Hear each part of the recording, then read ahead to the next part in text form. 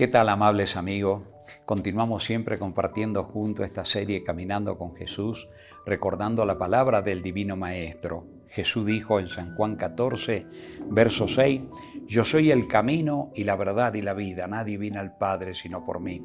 En Jesús encontramos, como hemos visto ya, sabiduría, justificación, santificación y finalmente redención, que es la vida eterna. Estamos analizando lo que es la santificación. En esta ocasión vamos a ver cuánta faceta abarca la santificación de nuestro ser. Vamos a ver que abarca todo el ser.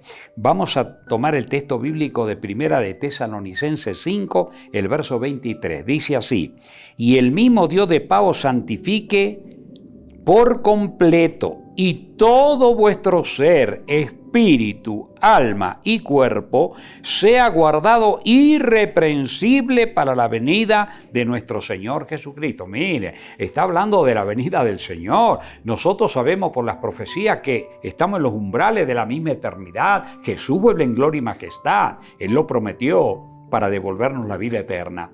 Dice que todo vuestro ser, espíritu, alma y cuerpo sea guardado irreprensible. La pregunta es, ¿cuánto abarca todo esto? Vamos a ver a la luz de la Biblia, que ella no explique, porque no hay verdad que no está en la palabra de Dios.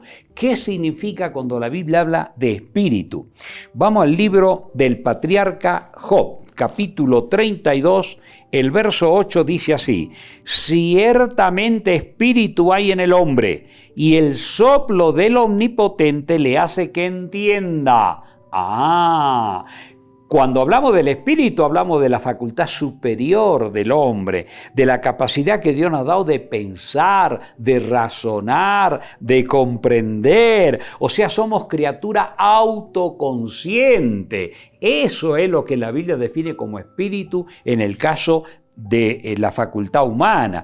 Por ejemplo, si vamos a Proverbio, el capítulo 20 de Proverbio también, allí nos encontramos con el espíritu, el versículo 27, dice: «Lámpara de Jehová es el espíritu del hombre, la cual escudriña lo más profundo del corazón». Mire, por medio de esa don que Dios nos ha dado, nosotros hacemos un autoanálisis de nuestra vida. A la luz de las Escrituras, tomamos conciencia si caminamos a la luz de ella o estamos caminando en forma torcida o equivocada. ¿Se dan cuenta? Lo importante que esa parte tiene que estar también, como dice, santificada. Si vamos a la carta del apóstol Pablo a los cristianos de Roma, en el capítulo 8 y el verso 16 leemos: «El Espíritu mismo da testimonio a nuestro espíritu de que somos hijos de Dios». ¿Qué tal? El Espíritu Santo da testimonio a nuestro espíritu de que somos hijos de Dios. Si estamos caminando a la luz de la verdad, el Espíritu nos va testificando que estamos realmente en el camino correcto de la conversión, como dice la palabra de Dios. En la carta a los Corintios, por ejemplo, segunda de Corintios, el capítulo 13, allí nos encontramos nosotros con el versículo 5. La segunda carta a los Corintios, capítulo 13, el verso 5 dice: «Examinaos a vosotros mismos si estáis en la fe, probaos a vosotros mismos, ¿o no os conocéis a vosotros mismos que Jesucristo está en vosotros, a menos que estéis reprobados?». Miren qué interesante. O sea, todo esto nos va revelando la dimensión. Por supuesto que al hacerlo siempre oramos a nuestro Padre: «Señor, guíame, condúceme, ve si hay en mí camino de perversidad, guíame en el camino eterno, revélame en tu palabra cómo debo caminar, cómo debo andar». ¿Se dan cuenta, mis amigos? Esa sería la facultad del Espíritu, que dice la Biblia que debe estar santificado aguardando la venida de Jesús. Ahora, cuando habla la segunda parte, el alma. ¿Qué es el alma? Tristemente, eso ha sido muy confundido. Las personas creen que es un ente inmaterial que se desprende. No, la Biblia define alma a los sentimientos y a las emociones. Ahora somos almas vivientes y fue hecho el hombre un ser viviente o alma viviente. La palabra alma en los originales griego, hebreo significa ser, persona, mente, ¿verdad? Así que por lo tanto vamos a preguntarle también a la Biblia y vamos a ir lógicamente al libro de Eclesiastés. Vamos a encontrarnos ahí también con la respuesta a esa inquietud.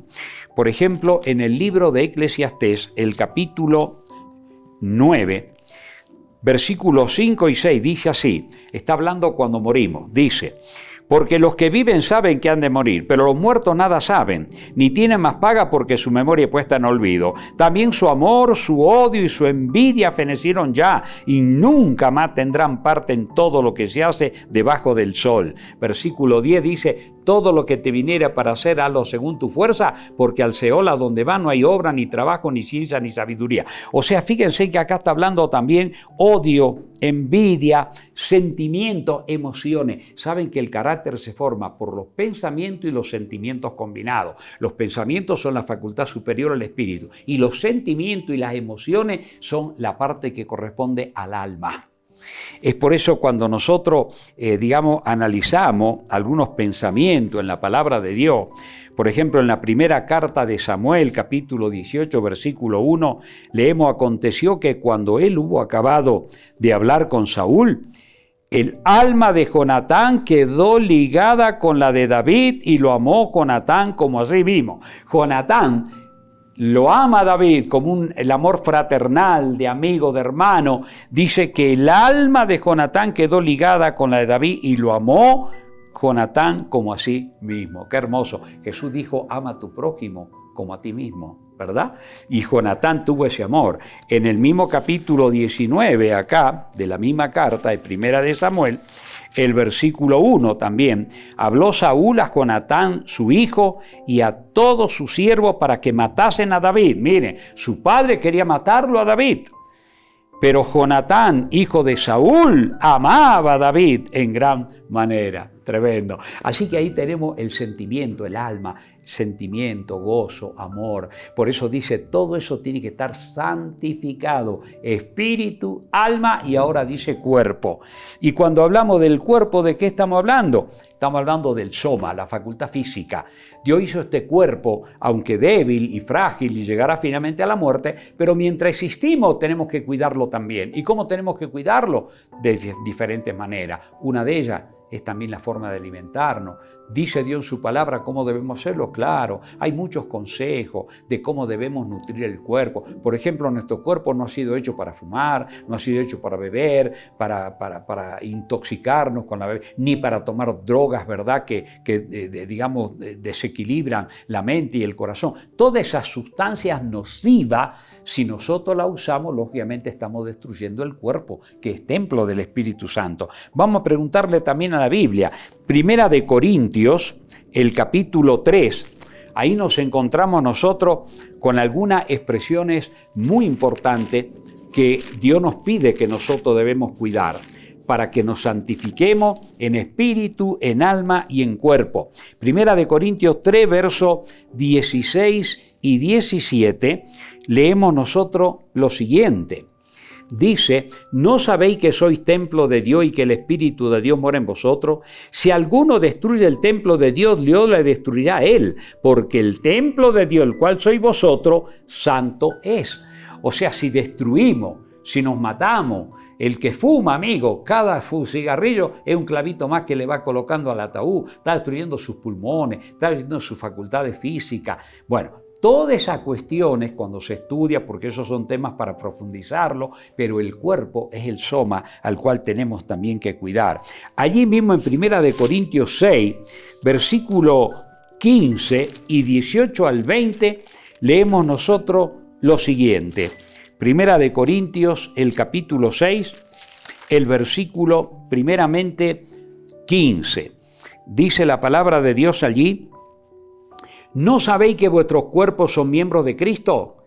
¿Quitaré pues los miembros de Cristo y lo haré miembro de una ramera? De ninguna manera. Verso 18. Huid de la fornicación. Cualquier otro pecado que el hombre comete está fuera del cuerpo, mas el que fornica contra su propio cuerpo peca. ¿O ignoráis que vuestro cuerpo es templo del Espíritu Santo, el cual está en vosotros, el cual tenéis de Dios y no sois vuestro? Porque habéis sido comprado por precio. Glorificad pues a Dios en vuestro cuerpo y en vuestro espíritu, los cuales son de Dios. ¿Qué tal, mis amigos? Esa es la santificación que dice la Biblia, que nosotros debemos caminar. Alguien dirá, bueno, pero qué difícil que es la vida cristiana. Caramba, si yo siento todas esas concupiscencias, lógico. ¿verdad? Pero por la gracia de Cristo, el poder de Dios nos va dando la victoria. Ahí mismo, donde hemos leído nosotros al comenzar este texto, en la primera carta a los Tesalonicenses, el capítulo 23, allí nos encontramos nosotros con un pasaje muy, pero muy importante. Primera de Tesalonicenses, el capítulo 5, hemos leído al comenzar el versículo 23, donde hablaba que todo vuestro ser sea santificado, espíritu, alma y cuerpo. Pero miren qué interesante lo que dice el versículo 24.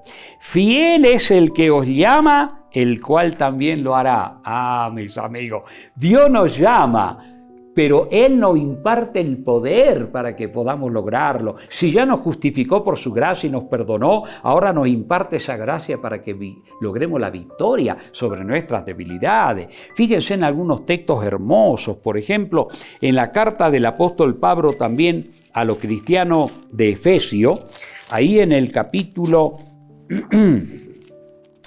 tenemos Efesios capítulo 2, versículo 10. Dice la palabra de Dios algo muy interesante allí también. Efesios capítulo 2, el versículo 10.